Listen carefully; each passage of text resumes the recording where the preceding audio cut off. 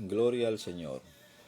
Damos gracias al Señor por este nuevo día, ya que Él nos lo permite estar en salud y con la fuerza suficiente para poder, en este hermoso día, poder seguir explicando o hablando sobre los dones espirituales. Damos gracias al Señor por las personas que de buena fe y con buena intención, con la intención de crecer en el Señor y de conocer un poquito más de su palabra, nos escuchan. Doy gracias por ello y mis oraciones son para que el Señor pueda iluminar y ayudarnos a crecer en el conocimiento de su palabra. Creo, en mi opinión, que es lo más importante para el cristiano. Alguien preguntó o hizo el comentario que tú eres lo que comes. Por lo general, los nutricionistas son lo que le dicen a sus pacientes que usted es lo que usted come, sobre todo los endocrinos. Los endocrinos, que son expertos en el balanceo de la alimentación, le dicen a sus pacientes que usted es lo que usted come. Tomando esa analogía de lo que usted es lo que usted come, entonces la tomo y la aplico al cristiano. El cristiano siempre va a hacer lo que él come. Si usted es una persona que se ha nutrido correctamente de la palabra de Dios, entonces usted va a ser un cristiano que va a crecer verticalmente en relación con los demás y en relación con su Dios. Porque se está nutriendo apropiadamente de la palabra de Dios. Y esa palabra de Dios lo va a llevar a un crecimiento balanceado y a un crecimiento vertical. Y cuando digo vertical me refiero a que usted va a crecer para con Dios, pero también va a crecer y se va a expandir para con los hombres. Y eso es lo que dice la palabra de Dios en cuanto a Jesús y a Juan el Bautista, que crecían en gracia para con Dios y para con los hombres. Ahora bien, durante varias semanas hemos estado hablando sobre los dones espirituales, pero no nos hemos introducido directamente a los dones espirituales, sino que hemos entrelazado un sinnúmero de enseñanzas que tienen que ver con esto. Y el miércoles pasado yo hacía referencia a esas enseñanzas. Quiero hacer mención para los que han seguido o están siguiendo o van a seguir escuchando tanto los miércoles como los sábados esta enseñanza. Nosotros en primer lugar empezamos hablando de los dones espirituales, haciendo referencia a ellos, pero nos fue necesario, hermano, poder hablar de lo que la Biblia identifica o lo que teológicamente se identifica como el protoevangelio, que está en el libro de Génesis, en el capítulo 3, en el verso 15, que es la promesa que Dios le hace a la mujer. Eso se considera, hermano, el protoevangelio. También hablamos sobre el pariente redentor, sumamente importante porque el pariente redentor del hombre más cercano al hombre es Dios, quien es su creador. Y eso nosotros, hermano, lo encontramos estrechamente y abiertamente desarrollado en el libro de Ruth. También hablamos de Cristo como sustituto por nosotros y para nosotros. Hemos hablado también de Cristo como intermediario por nosotros, sobre la encarnación de Dios en Cristo o en Jesús para poder pagar el precio exacto. También hemos hablado durante este trayecto sobre Dios entre los hombres, sobre el Cristo o el Jesús engendrado. Jesús con los mismos atributos de Dios, según lo que dice el libro de Filipenses en el capítulo en el capítulo 2, donde se dice claramente que en Jesús habitaba corporalmente toda la deidad de Dios. También, hermano, hablamos sobre estar sentado juntamente con Cristo. Y usted podría preguntar, ¿qué tiene que ver todo esto con los dones? Porque el primer don que Dios le ha dado al hombre, hermano, es la salvación. Y para nosotros poder demostrar cómo Dios ha venido trazando desde el principio la salvación del hombre para que el hombre pudiese ser salvo, entonces, descubriendo todo esto de la forma que Dios lo ha venido haciendo, nosotros creemos que desarrollando todos estos temas que son doctrinas fundamentales para nosotros porque nos enseñan dónde estamos sentados, la razón por la que estamos sentados en los lugares celestiales, por qué estamos sentados en los lugares celestiales, por qué somos partícipes de la gloria de Dios, por qué Dios nos ha llamado hijo mediante la adopción y todas estas son doctrinas, hermanos, fundamentales que nosotros debemos conocer al dedillo. También hemos hablado de la derrota del diablo y hemos mencionado la razón y cómo Satanás ha sido destruido, que no ha sido destruido en sí, sino que ha sido, el Señor lo ha dejado inoperante para poder volver a tomar la posición y la autoridad que Adán en su principio le había entregado. Entonces, en ese sentido, Satanás, hermano, ha sido derrotado, pero él sigue suelto hasta que se cumpla el tiempo en que el Señor lo arroje, como dice el libro de Apocalipsis, al lago de fuego. Gloria sea al Señor. Hablamos sobre la derrota de la muerte y en qué sentido y cuándo realmente el cristiano va a vencer absolutamente la muerte. Este es un tema sumamente importante, hermano, porque ahí descansa precisamente la fe del cristianismo que nosotros predicamos. Si Cristo no hubiese resucitado, hermano, como dice Pablo, entonces vana es nuestra predicación, vana es nuestra fe, vana es nuestra esperanza. Pero en vista de que nosotros hoy podemos decir a ciencia cierta que nosotros somos testigos de esa resurrección, primero porque la historia, como decía el miércoles pasado, nos da la certeza de que ese personaje histórico, Cristo, existió. No lo dice únicamente la Biblia, hermano, sino que los libros seculares y los hombres de ciencia han determinado que este personaje existió de tal forma que pudo dividir la era en dos, antes de Cristo y después de Cristo. Entonces está certificado históricamente que Cristo fue dado, le dieron muerte los romanos y fue una muerte totalmente cruel. Y por último hablamos sobre la adopción. Hoy quiero recalcar la posición de Pablo. Cuando usted va al libro de los Efesios en el capítulo 8, en el capítulo 4, verso 8, el apóstol Pablo habla de que subió a lo alto y llevó cautiva la cautividad, pero no es un texto que Pablo se saca de la cabeza o que Pablo se inventa o que le viene por revelación del Espíritu, hermano. Es un texto que está contenido en el Primer Testamento y Pablo, como conocedor, que también debemos serlo nosotros, conocedor de lo que algunos llaman Antiguo Testamento, que ya yo lo he explicado. Yo no digo Antiguo Testamento porque lo que es viejo está supuesto a desaparecer. Y lejos de desaparecer lo que se le llama Antiguo Testamento, o lo que yo le llamo Primer Testamento o primer escrito, he adoptado esa posición, hermano, porque es una posición que creo que es la más correcta. Tenemos un Primer Testamento y un Segundo Testamento. Sin el Primer Testamento, el Segundo Testamento no tiene ningún sentido, porque el Segundo Testamento lo que hace es revelar lo que el Primer Testamento tiene encriptado mediante aspecto profético que ha de pasar en el tiempo.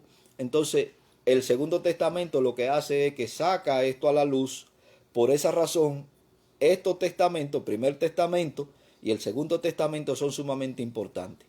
He dicho que hay un hilo conector que conecta el Primer Testamento desde el libro de Génesis hasta el libro de Malaquías y lo conecta con el Segundo Testamento desde el libro de Mateo hasta el libro de Apocalipsis.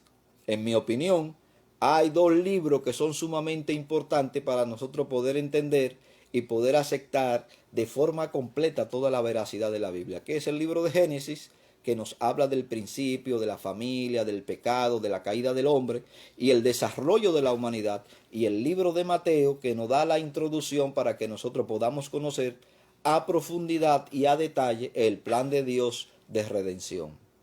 Entonces, la Biblia, hermano, a veces nosotros por ignorancia desechamos y hablamos del primer testamento como que si ya no tuviese ningún valor o no tiene ningún sentido. De ende, en el primer testamento nosotros todavía tenemos profecía y profetas de ese primer escrito, como es Daniel, como es Ezequiel, eh, eh, como es Jeremías, como es Osea, como es Zacarías, que contienen eh, una, una condensación, por así decirlo, un desarrollo de aspectos proféticos que son sumamente importantes, que sin ello nosotros no podemos conocer muchas veces los significados del libro de Apocalipsis, porque estos libros están entrelazados y la profecía tienen, hermano, un asidero tanto en el primer testamento como en el segundo testamento. Ahora bien, a donde lo quiero llevar, hermano, es que el apóstol Pablo no se inventa el texto de Efesios capítulo 4, verso 8. Él no lo inventa. El Espíritu no se lo revela. ¿Y de dónde entonces podemos sacar de que Pablo habla de la cautividad, de la forma que lo habla, y qué es lo que Pablo intenta plantear con ese texto? Entonces el apóstol Pablo, hermano, conocedor, como decía al principio, del primer testamento, se va al libro de los Salmos. En el capítulo 68, verso 18, está contenido este mismo texto. Pablo no toma el texto completo. Pablo toma una parte del texto porque él lo que quiere es desarrollar un pensamiento. No un pensamiento humano, para que usted me entienda, sino el pensamiento de Dios, o el pensamiento que Dios le había puesto a Pablo en el corazón para que Pablo lo desarrollase. Entonces Pablo empieza por establecer lo que para él es una verdad sumamente intrínseca, es una verdad céntrica, y lo desarrolla o lo expresa en el capítulo 4, verso 8 del libro de los Efesios. Ahora Pablo dice que todo lo bueno que puede tener una persona es un don de la gracia de Cristo. El cristiano, hermano, como yo he dicho en otras ocasiones, ni antes ni después es bueno. Usted no es bueno por su naturaleza. Usted no es bueno porque usted quiere ser bueno. Usted no es bueno porque usted intenta ser bueno. Usted es bueno porque Dios en Cristo pone lo bueno de Él para que esa simiente que Él ha puesto en usted se desarrolle en usted y usted pueda entonces hacer las obras que Dios ha determinado desde antes de la fundación del mundo, para que esas obras lo identifiquen a usted como un hombre de Dios y se le pueda llamar bueno. Esa fue la célebre expresión de Jesús a Nicodemos, cuando la corrección que Jesús le hizo a Nicodemo, cuando Nicodemo se acercó a Jesús y le dijo, maestro bueno. Pero también es la corrección que Jesús le hace al joven rico cuando le dice, maestro bueno. Sabemos, dice Nicodemo, que tú has venido de Dios porque las cosas que tú haces no las puede hacer nadie. Y era cierto. El joven rico dice, maestro bueno, y Dios, espérate un momento. Jesús le dice, espérate un momento, bueno, solamente hay uno que debe recibir toda la alabanza y la adoración de los hombres, y ese es Dios. Entonces Jesús, hermano, identifica claramente que bueno solamente es uno. Y usted es bueno no porque usted lo sea, sino por extensión, porque Dios en Cristo le ha dado a usted para que usted pueda desarrollar lo bueno que Él es. De tal forma que usted se convierte en un espejo que proyecta el bienestar de Dios. Y usted entonces puede ser identificado como una persona buena. pero no es que el hombre es bueno por naturaleza. Entonces Pablo intenta desarrollar aquí, hermano, un concepto que para él es sumamente importante.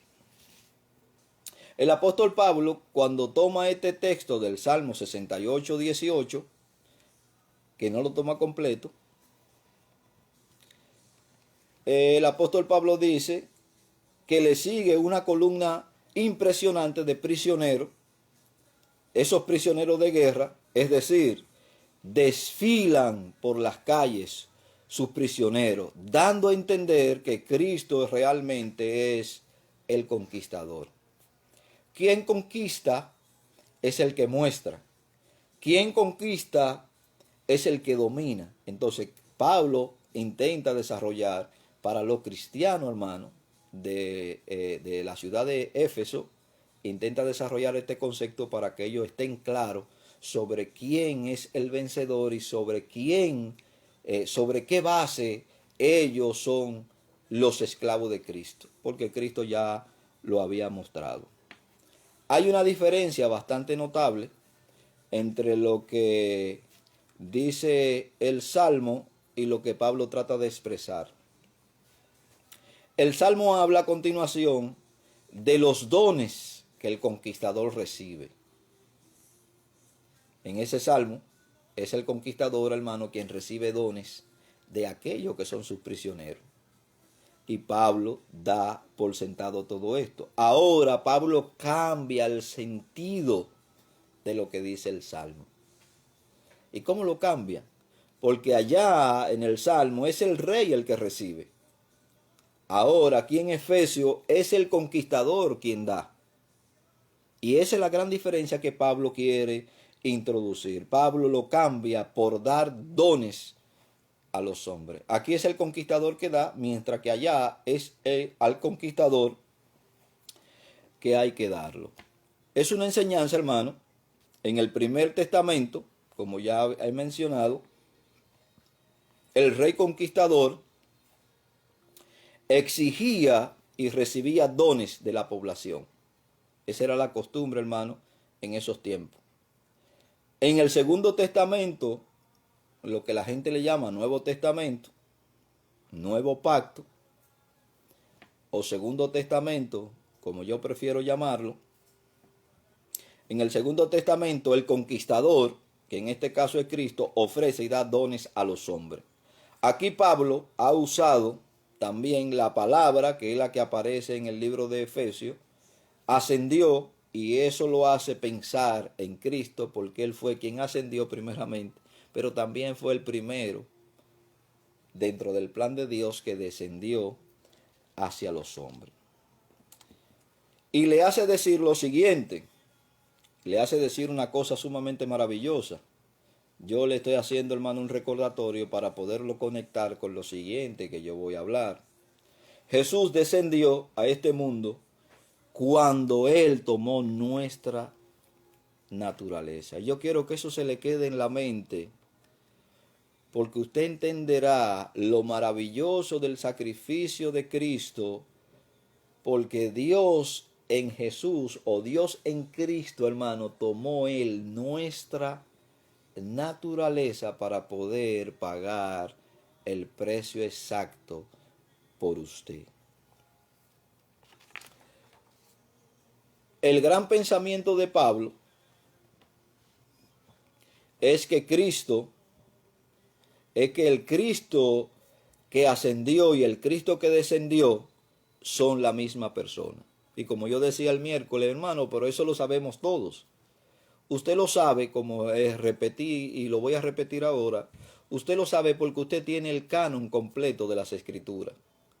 Pero los efesios no tenían el canon completo. De ende, esa carta que Pablo escribía, o epístola que Pablo escribía, primeramente la leían los destinatarios, en este caso la iglesia de Éfeso, y muchas veces esa carta eran leídas en otras iglesias, pero la primera que la recibía era la iglesia a la que se le enviaba.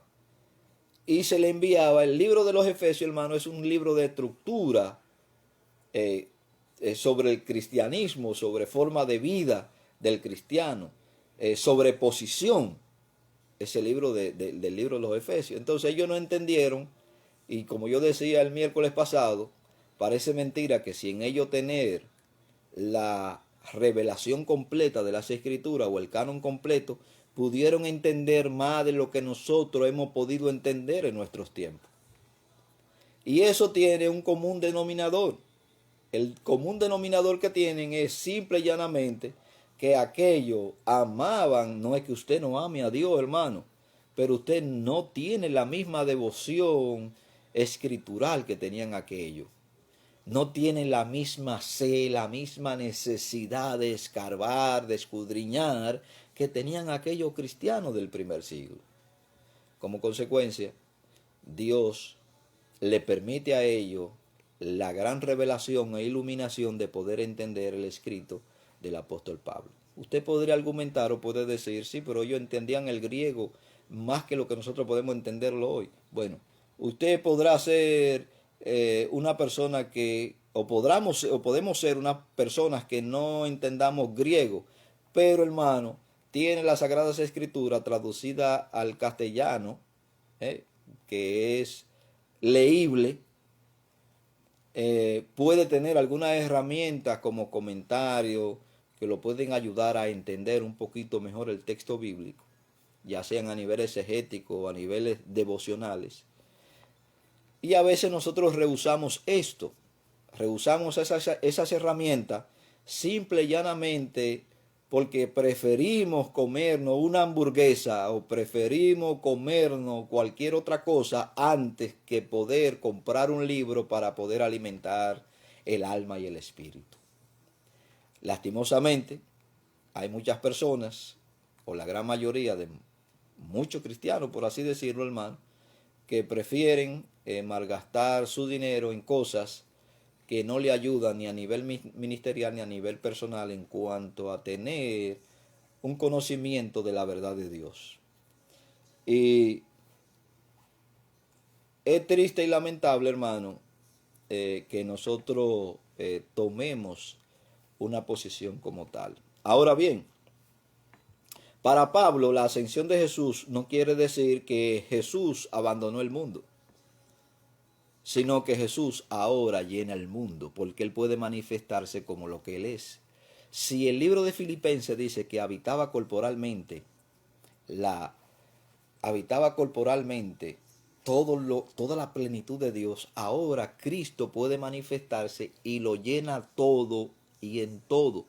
Ya no está circunscrito únicamente a Israel, ahora está para llenarlo todo, donde quiera que haya un creyente, poder atender sus peticiones y poder dirigirle a fin de que este evangelio sea extendido a las demás personas.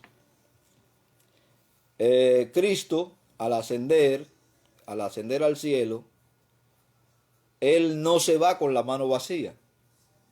Ahora Cristo asciende al cielo, hermano, con todos los hombres y mujeres que han de creer durante toda la era cristiana. Y ahí es donde entramos usted y yo. Yo no sabía que era salvo hasta que me llegó el tiempo en que el Señor me llamó al arrepentimiento. Es posible que usted no sepa que es salvo hasta que el Señor no le llame. Entonces Cristo ascendió con los nombres en todas las eras de los cristianos que iban a ser los hijos de Dios y que Dios iba a llamar. Cristo ascendió y lo ha venido, hermano, dando a la iglesia durante tiempo y tiempo. Por eso hoy usted es cristiano, porque su nombre está escrito en el libro de Dios. Y no piense que Dios tiene un borrador, hermano, para borrar su nombre de ahí. Eso ha sido una enseñanza que nos han metido por la cabeza, hermano, y que nos los han repetido constantemente. Como si la salvación dependiera de usted. La salvación depende de Dios. Él la dio, Él la sostiene. Y Él es quien dice, hermano, que lo que son de Él nadie lo arrebata de su mano. Y si nadie lo arrebata, tampoco usted se puede ir. Porque ese es el argumento de los indoctos. No, porque usted se puede ir. No, hermano, nadie lo arrebata. Y cuando usted lee el libro de los de los Romanos en el capítulo 8, hermano, verso 26, 27. Nadie, dice Pablo, nada humano ni creado puede apartarnos del amor de Cristo. Y empieza diciendo por hambre, tribulación, guerra, persecución, principado, y comienza potestades. Nada de lo creado puede apartarnos del amor de Cristo. Y si Pablo dice esto es porque Pablo tiene una seguridad y una confirmación del cielo para poder escribir esto, para que nosotros hoy podamos andar con toda la libertad de que nuestra salvación depende exclusivamente del favor de Dios y no de lo que usted pueda hacer. No le estoy diciendo, hermano, que usted no debe orar y no debe leer la Biblia. No, no, no. Es todo lo contrario. Si usted es salvo, eso es lo que usted va a hacer. Pero usted no hace esto para salvarse, usted lo hace porque usted es salvo. Y yo quiero que usted entienda esa parte. Usted no va a la iglesia, usted no adora al Señor, usted no sirve al Señor para salvarse. Usted lo hace porque usted es salvo. Nadie que no sea salvo puede agradar a Dios. Puede estar, hermano, con una falacia, con un traje de santidad aparentemente, pero no es la santidad del cielo. Usted puede estar vestido hipócritamente, pero usted no es parte del reino de los cielos. Y lo que es genuino. No importa dónde se muestre. Siempre va a haber una diferencia entre lo genuino y lo que no es genuino. Entonces usted no es genuino porque usted ha querido ser genuino. Usted es genuino porque Dios lo ha hecho genuino. Y ha sembrado su simiente en usted. Y usted es salvo. Oiga bien, aunque usted no lo crea, usted es salvo. Que no viva la plenitud de Dios, ya esas son otras cosas de vivencia o de experiencia. Pero de que va a ser salvo, usted va a ser salvo, aunque usted no lo quiera hacer. Es determinación eterna del Señor. Ahora bien, quiero hacer mención de este texto, hermano, porque para mí este texto es bastante significativo. No sé cuántas veces yo he leído este texto, hermano, y no lo he entendido. Pero dice que tanto da la gotera encima de una roca hasta que le hace un agujero. Entonces, de tanto leer y leerlo, llegó el momento, hermano, en que yo pude entender el texto. Y es un texto sencillo. A lo mejor usted lo lee y lo entiende de una vez. Pero podría decir que no es la forma en que Dios trata conmigo. Dios tiene un trato especial con cada uno de sus hijos, de acuerdo a como Él quiere. Ahora, yo quiero que usted busque en su Biblia el libro de 2 de Corintios. Vaya conmigo, hermano, a 2 de Corintios. Yo lo mencioné el miércoles pasado y quiero volver a hacer mención de esto. Cuando usted va a 2 de Corintios, capítulo 2, en el verso 14, yo quisiera que todos los cristianos se apropiaran de este texto, vivieran ese texto día a día y lo digirieran día a día y se lo comieran día a día y le dijeran al Señor, yo quiero ser como dice este texto. No se desespere que yo le voy a leer el texto. Si usted no tiene una Biblia a mano, yo le voy a leer el texto para que usted pueda leerlo. Pero quiero que después que yo le lea el texto, usted pueda buscar el texto y entender y decirle a Dios, yo quiero ser como dice este texto. Ok, se lo voy a leer. Sé que está un poquito desesperado porque yo se lo lea, pero yo se lo voy a leer. Dice el verso 14, mas a Dios gracias, el cual nos lleva siempre en triunfo en Cristo Jesús. Fíjese lo que Pablo dice, nos lleva en triunfo en Cristo Jesús. No es que usted triunfa, es que Dios lo lleva en triunfo en Cristo Jesús. Y por medio de nosotros manifiesta en todo lugar el olor de su conocimiento. ¿Cómo sabe el mundo de Dios? Sí, Dios ha revelado, hermano, su nombre, su persona, lo que Él es, se lo ha revelado al mundo. Cuando usted abre los ojos, se conjuga todo lo que dice el Salmo 19 y el Salmo 119. Los cielos cuentan, y los cielos cuentan la obra de un creador. La naturaleza cuenta la obra de un creador. Pero ahora Dios nos ha delegado su conocimiento a la iglesia. Y Dios quiere que la iglesia tome la posición correcta para que la iglesia muestre al mundo. Dios por medio de nosotros manifestará en todo lugar el olor de su conocimiento. Lo que Dios le está diciendo aquí, hermano, es que Dios va a diseminar por medio de usted la fragancia de lo que Él es, de acuerdo al conocimiento que usted tenga de Él. Si usted no tiene ni conoce a su Dios, Dios no se va a permitir que usted pueda oler de la forma que tiene que oler porque usted no le conoce. Eso es lo que dice aquí. Con lo cual Dios espera que usted tome la posición correcta y que le conozca realmente como lo que Él es, lo que Él hace, lo que Él quiere que usted haga. Dice Juan en el capítulo 5, verso 4.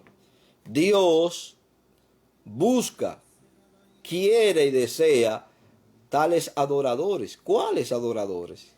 ¿Cómo deben ser esos adoradores? Que adoren al Padre en espíritu y en verdad. Hermano, lo que Juan le está diciendo no es que usted tiene que andar en una condición trascendental. No es que usted tiene que salir del cuerpo como le pasó a Juan en la isla de Pasmo. No es eso. No es que usted tiene que entrar en un éxtasis. No es eso lo que Dios está diciendo. Dios le está diciendo que los verdaderos adoradores van a conocer sus obras, van a tener su conocimiento, van a actuar conforme a su conocimiento, se van a regir por su conocimiento y van a mostrar al mundo el conocimiento de Dios. Cada vez que usted abra la boca y confiese correctamente el nombre de Cristo y exalte el nombre de Cristo, usted se está convirtiendo, Dios en usted está dejando un olor fragato de su conocimiento. Yo quiero, hermano, que usted pueda incorporar ese texto en su vida devocional. Yo creo que, hermano, Dios se ha entristecido durante tanto tiempo por la ignorancia nuestra de las Escrituras. Y más que la ignorancia, hermano, porque es una ignorancia parida y es una ignorancia voluntaria que nosotros nos hemos negado durante tanto tiempo de conocer a Dios. Como consecuencia de la falta del conocimiento de Dios, nos están metiendo en la iglesia cantidad de herejías y enseñanza blasfema al Señor. Y la culpa no es de Dios. Es que le hemos permitido al diablo, por la falta de conocimiento, meter estas enseñanzas diabólicas en la iglesia. Y doctrina totalmente errada que no están con asidero en las Escrituras. En 1985 fue la superfe. Hoy es la prosperidad. Hoy es la nueva era. Hoy es el kundalini que tenemos dentro de las iglesias, hermano. Y cantidad de ministros haciendo cantidad de barrabasada dentro de la iglesia. Como hoy tenemos ¿qué? La manguera ungida, la saliva ungida. Los pastores en África que ponen a los feligreses a comer hierba como si fueran ganado. El hombre que está ministrando en la iglesia y hermano, tocando a las hermanas con sus dedos, poniéndola en su vagina y haciendo oraciones por ella. Y la iglesia de júbilo, hermano, cantando al Señor por esto. Pero solamente lo hace con mujeres. Él no toca a hombres, solo mujeres.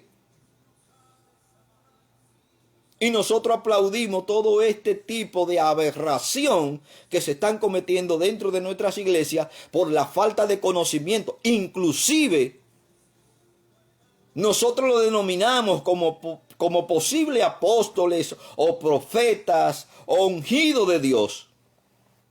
Y lo proclamamos. Y usted piensa que Dios se siente honrado con una actitud negligente suya, que apoya esta sinvergüencería que se están cometiendo en muchísimos templos. Empezamos, hermano, con la simple danza, que no tiene nada que ver con lo que la Biblia enseña, ni tiene nada que ver, hermano, con lo que los judíos hacen, con el baile tradicional de los judíos. Y tenemos niñas supuestamente danzando dentro de la iglesia y con un baile sexual y erótico, que lo hacemos como una forma de entretener. La iglesia no es un circo, ni debe ser un circo, ni un centro de entretenimiento. La iglesia debe ser un hospital donde se ministra la palabra de Dios para salvación a todo aquel que escucha el mensaje de Dios. Pero es triste y es lamentable lo que nosotros estamos permitiendo que pasen en las congregaciones, inclusive de donde nosotros somos hasta miembros. Oye, hermano, es que si me voy de la iglesia, ¿dónde voy a ir? Oiga, no comparta juntamente en una cueva de ladrones la ofensa al Señor. Y no le estoy hablando, hermano, ni de diezmo, ni de ofrenda, ni nada de ese rollo.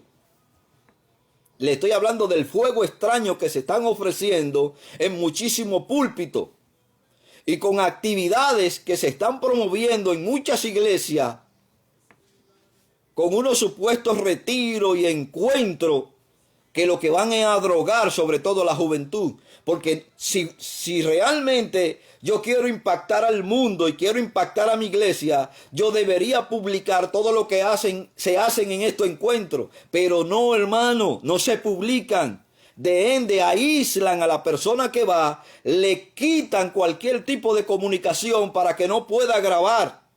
Y le prohíben inclusive hablar de estos famosos encuentros. Y esos ministros muchas veces están ministrando dentro de nuestros púlpitos y le ofrecemos al diablo, hermano, nuestro púlpito para que envenenen a la congregación. Y todo esto por la falta de conocimiento y de cordura que tenemos los cristianos. Es triste, es lamentable que sea el diablo que nos esté instruyendo y envenenando a nosotros cuando se supone que nosotros somos los poseedores de la verdad. Cuando se supone que usted es el redimido que tiene la verdad y que debe conocer la verdad y exponer la verdad con toda claridad. ¿Cuál es el olor que usted está destilando? Si no está destilando el olor del conocimiento de Dios, usted debe revisarse y hacer un exto en su vida. Porque está caminando, aunque sinceramente ame a Dios, sinceramente está equivocado. Dios quiere que usted le conozca por las Escrituras, no mediante reuniones y encuentros. Dios quiere que usted tenga una experiencia personal, pero que esa experiencia personal esté sujeta al conocimiento de las Escrituras. Una experiencia personal ajena a la verdad de Dios, hermano, es una experiencia distorsionada. Toda la vida del cristiano debe estar regida por lo que Dios enseña en su palabra. Y cualquier cosa que no enseñe en su palabra, hermano, rechácela. Claro, rechácela siempre que contradiga la verdad de Dios. Porque hay cosas que moralmente son correctas y que nosotros debemos practicar porque moralmente es correcta. Pero usted, tanto tiempo en el Evangelio, como le dice Pablo a la iglesia de los Corintios, y como le dice el apóstol Pedro, todavía están de leche. Las iglesias, hermanos, pentecostales han promovido durante tanto tiempo los cánticos y las alabanzas. No son malos. Pero cuando se convierten en malos, cuando son promovidos con el punto de excitar las emociones, no quiere decir que usted no tenga emociones. Usted es un ser enteramente emocional, porque Dios lo ha hecho de esta forma. Pero cuando usted incita las emociones como parte del culto para que usted se satisfaga a usted mismo, usted está dejando a Dios de un lado.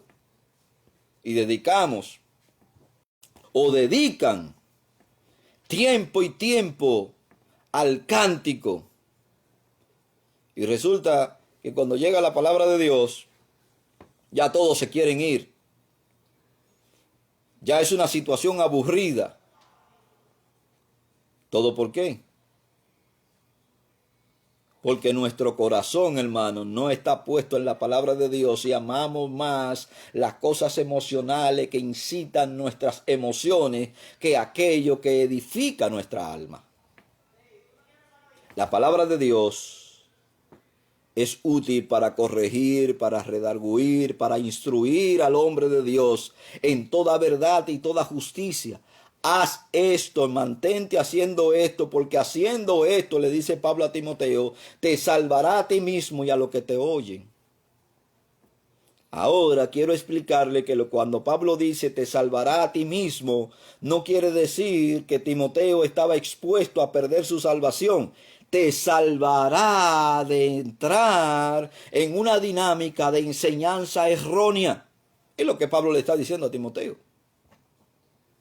No es que te vas a perder, es que te va a evitar, cuando tú te mantienes en las Sagradas Escrituras, va a evitar que tú entres en una dinámica de caer en el error. Eso es lo que Pablo le dice a Timoteo. ¿Qué predica usted desde su púlpito? ¿Predica contienda? ¿No predica la esencia de Dios, el Dios restaurador? ¿No lleva un mensaje de edificación a su iglesia? Entonces usted no está destilando el olor fragato del conocimiento de Dios. Lo que dice aquí, hermano, en el capítulo 2 de Segunda de Corintios, verso 14. Por eso para mí, hermano, este texto es sumamente importante y tocó mi corazón en lo más profundo. Dios quiere que usted destile, que usted sea, hermano, como las rosas en primavera, no como las rosas en invierno, que se caen los pétalos, las hojas se secan hasta que llega el otoño o la primavera. Dios quiere que usted destile su verdad constantemente y que usted pueda demostrarle al mundo y mostrarle al mundo que usted es un instrumento útil de la gracia y del amor de Cristo. Bendito sea el nombre del Señor. Bien, hermano, dicho esto,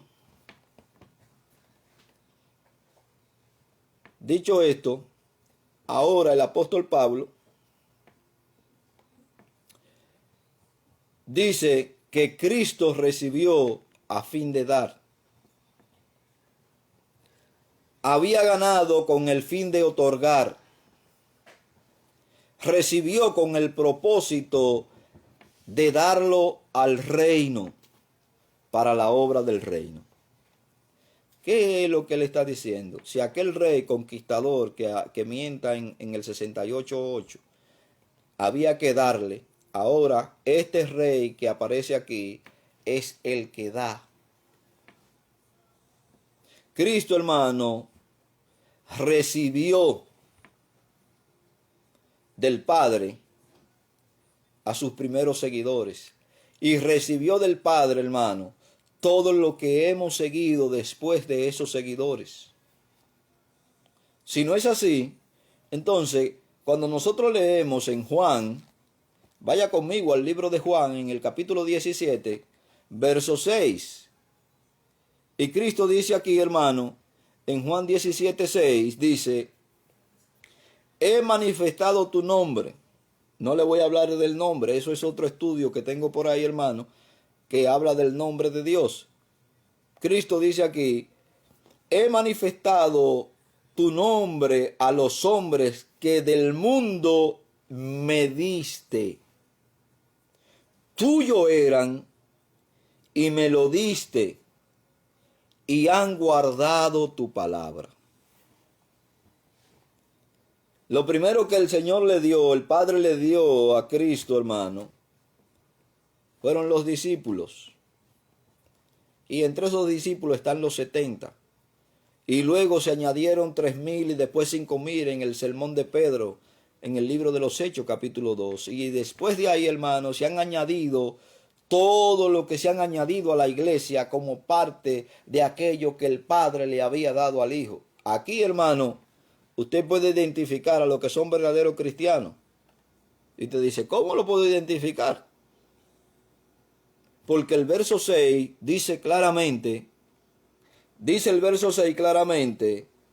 y me lo diste y han guardado tu palabra.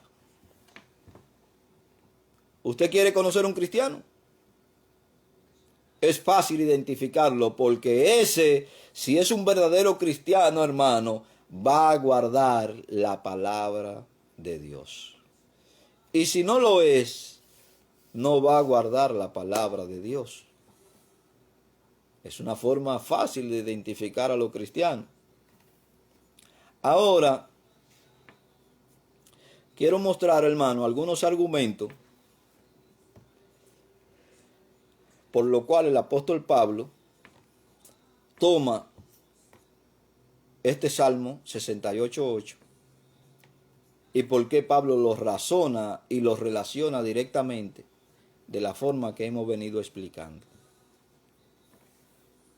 Número 1, Pablo era conocedor de esta costumbre porque Pablo era un hombre estudiado. Pero ¿qué estudiaba Pablo? Aparte de estudiar la cultura general, Pablo era un devoto de la ley de Dios, de la Torá, de los profetas, de los salmos. Y Pablo era conocedor de este hecho que yo le voy a mencionar. Cuando usted va al libro de Génesis, en el capítulo 14, se da una circunstancia que se la voy a hacer mención. Como parte de la cultura o forma de vida de aquel entonces. Y Pablo era conocedor de esto. La costumbre muy extendida de que el victorioso dividía los despojos se conoce también en las Escrituras.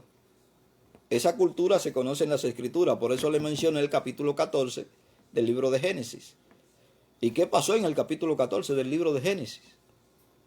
Sencillamente, hermano, cuando Sodoma y Gomorra es atacada por aquellos reyes que toman a Lot como prisionero y se lo llevan, a Abraham le dan aviso de que a su sobrino, estos reyes, 4 reyes que se unieron, atacaron a Sodoma y a Gomorra, se llevaron a su sobrino preso y con él todas las pertenencias. Las personas que ellos se llevaban, hermano, eran para ser esclavos. Ahora, cuando a Abraham le dan la noticia de todo esto, dice que Abraham reunió un ejército, por así decirlo, de más de 400 personas de lo que se habían criado con él o de él, de propiedad de él, y fue al encuentro de esos 4 reyes. Y dice que venció a estos 4 reyes. ¿Y tomó qué? Tomó despojo, los despojos de guerra, los bienes que estas personas llevaban, Abraham lo tomó, con lo cual le dio a Melquisedec el diezmo de diezmo. le devolvió al de Gomorra, a los reyes, le devolvió lo que le pertenecía, porque Abraham dijo claramente que él no quería nada de ello, porque toda la riqueza que él poseía y la que iba a poseer después venía de parte de Dios, y él no quería que pudieran decir que él se hizo rico porque tomó despojo de ellos. Pero también dice ahí en el capítulo 14 que devolvió a Lot lo que era de Lot, las propiedades, y que también le dio a Abner parte de su propiedad y a Manre su parte. Quiere decir que cuando una persona conquistaba, tanto en el panorama bíblico como en el panorama secular, se llevaba todo lo que ellos quisieran o consideraban de valor. Cuando usted va a Primera de Samuel, quiero mencionarle estos textos para que usted entienda por qué Pablo toma ese texto pensando que estaba Pablo para tomar este texto y le da la explicación que él quiere darle. En base a que Pablo desarrolla este conocimiento o esta doctrina, por así decirlo. Cuando usted va a Primera de Samuel, capítulo 30, desde el verso 26 al verso 31, léalo. Dice, aparece la pregunta, ¿acaso David no recibió también despojo para repartirlo? Claro que David, hermano, también recibió despojo y lo repartió a la gente que estaban con él, a los guerreros que estaban con él. Él repartió los despojos, pero no los recibió David. Los recibió David como conquistador, porque era el cabecilla de este grupo de personas. Y David repartió despojo. Los enemigos de Israel, y ahí entra, hermano, el aspecto secular, aunque aquí es bíblico, dice también, los enemigos de Israel también tenían la costumbre de dividir los despojos, primero tomándolo y después distribuyéndolo. Eso usted lo va a encontrar en el libro de Jueces, en el capítulo 5, verso 30 del libro de Jueces, que dice, no han hallado botín y lo están repartiendo a cada uno, pero no solamente eran las joyas ni las prendas, también se repartían a la doncella. Oiga, también se repartían a los esclavos y también se repartían a la doncella. A cada uno una doncella o dos.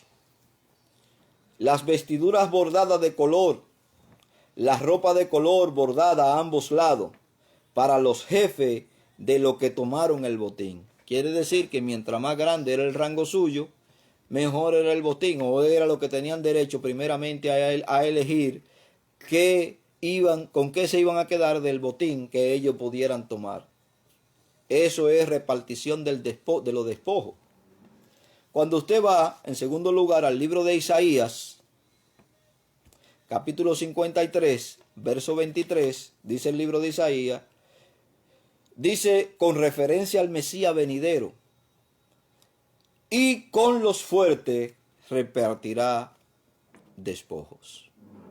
Eso dice Isaías, capítulo 53, verso 23.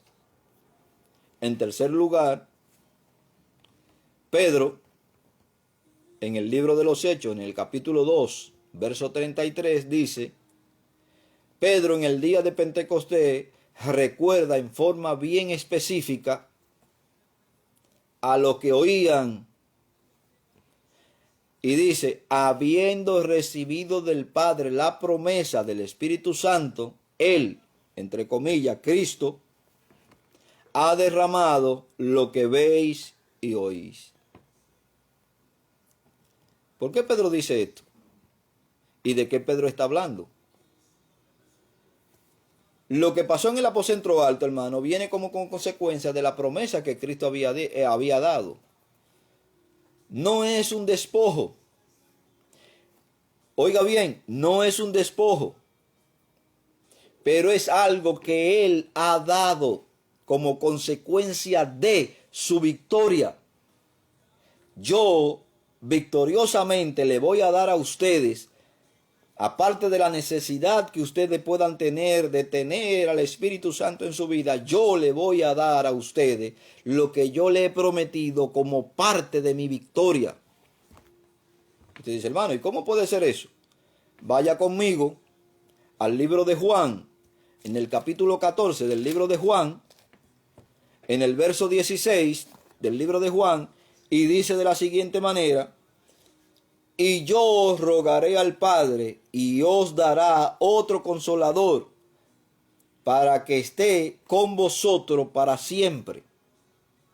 Como consecuencia de la victoria de Cristo, Cristo había rogado al Padre para que a nosotros nos fuese dado otro consolador que pudiera estar con la iglesia de tiempo completo, sin ninguna limitación. Y todo esto viene como consecuencia de la victoria de Cristo. Pero cuando usted lee el verso 18 del capítulo 14 del libro de Juan, dice lo siguiente: y no os dejaré huérfano, vendré otra vez a vosotros. Ahora Cristo iba a venir como lo que Él era, en la persona del Espíritu Santo, a habitar con su iglesia. Eso es lo que dice el apóstol Juan. En cuarto lugar, la razón por la que Pablo, vuelvo a mencionar, trata de desarrollar ese concepto de Efesios capítulo 4, verso 8, el salterio, como se le llama al libro de los Salmos, en el Talmud aramaico o arámico, y también en la Pellita, la Biblia Pellita, hermano, dice: has dado dones a los hombres. Es decir, están afirmando que Cristo ha dado dones a los hombres. A raíz de esta interpretación, debe haber habido una tradición antigua. ¿Por qué? El Talmud, libro judío, explica estas palabras que Pablo está desarrollando en el capítulo 4, verso 8. El Talmud dice que lo que dice el Salmo 68, verso 18, lo está hablando no de Cristo. Acuérdense, hermano, Cristo para los judíos, que no sean judíos mesiánicos, que se hayan convertido después, Cristo no existe. El Mesías no ha venido, el Mesías no está. Entonces ellos están interpretando este verso, según el Talmud, la explicación que da de este verso, del capítulo 68, verso 18 del libro de los Salmos, se lo están adjudicando a Moisés. Porque Moisés recibe la ley y Moisés da la ley que recibió en el monte Sinaí al pueblo judío. Y ellos le dan interpretación a este salmo. Pero Pablo, guiado por el Espíritu Santo, toma el Salmo 68 y lo adjudica directamente a Cristo. De todo modo, recibir significa dar. Moisés lo que hizo fue que recibió la ley de Dios o el decálogo y se lo dio al pueblo de Israel. De tal forma, hermano, que recibir significa dar. Mi pregunta para usted es: ¿qué ha recibido usted? Y si cree que ha recibido algo, entonces usted debe darlo. Si no lo da, aparte de usted ser un mezquino que no representa a Dios, porque Dios no representa la mezquindad, usted se está convirtiendo en una persona que se está negando a la voluntad de Dios. ¿Qué ha recibido usted de Dios? De por gracia lo que por gracia usted ha recibido. ¿Ha recibido la salvación? ¿Retiene el gozo de la salvación? Son dos cosas distintas, hermano. La salvación me proporciona un gozo, pero el pecado puede opacar el gozo de mi salvación, de tal forma que yo no sienta eso que yo sentía cuando me convertí de nuevo, me convertí por primera vez, ese gozo de quererle predicar a la gente y de quererle hablar. Por causa del pecado, de la dejadez, usted ha dejado de un lado, como dice el libro de Apocalipsis, no es que usted ha perdido el primer amor, sino que lo ha dejado. Lo ha metido y no lo ha metido en el baúl de los recuerdos, sino que lo ha metido en el baúl del olvido. Entonces, dé por gracia lo que por gracia usted ha recibido. Y cuando usted dé por gracia lo que usted ha recibido, intente darlo, como dice 2 de Corintios capítulo 2, verso 14, con ese olor fragato del conocimiento de Dios. Dios eterno, Dios de misericordia, gracias en este momento. Gracias por la palabra que me ha dado, que han edificado ricamente mi vida. Espero, Señor, que los oyentes también sean edificados por tu palabra. En el nombre poderoso de Cristo. Ayúdanos, porque queremos avanzar en ti, queremos crecer en ti, queremos extendernos en ti. Gracias en el nombre poderoso de Jesucristo. Dios me le bendiga, Dios me le guarde, y nos vemos el miércoles para seguir dando las razones por las que Pablo toma el Salmo 68, 18 y lo cita en el libro de Efesios capítulo 4, verso 8. Dios me le bendiga y Dios me le guarde.